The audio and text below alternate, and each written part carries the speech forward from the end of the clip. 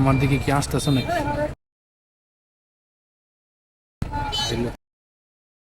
ये फंस गया सीएम। আজকে এত পুলিশ কেন?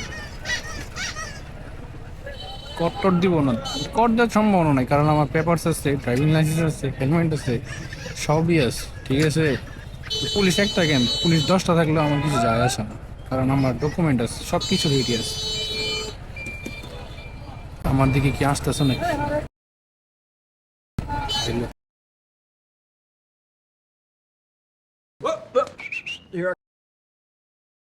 ये फंस गया सीएम। बड़ा हरामी हो बेटा।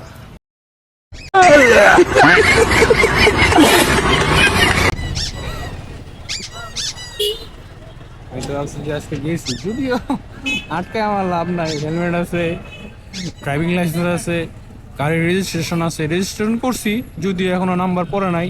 নাম্বার ইনশাল্লাহ এই মাসের মধ্যে ইনশাল্লাহ মনে হইতেছে পড়ে যাব।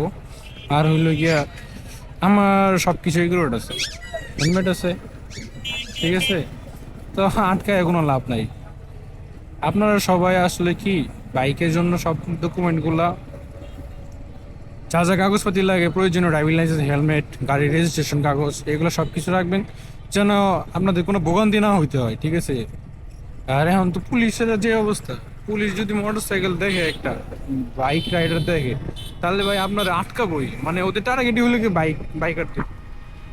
ঠিক আছে, ওরা আটকাবো, আটকাবো, 4-5 হাজার টাকা মামলা দিব, এই বাহানা দেখাবো, ওই বাহানা দেবো। তো তার থেকে কি ভালো, আপনি প্রপারলি যে আপনার ডকুমেন্ট আছে, কাগজপত্র আছে, এগুলো সাথে রাখেন।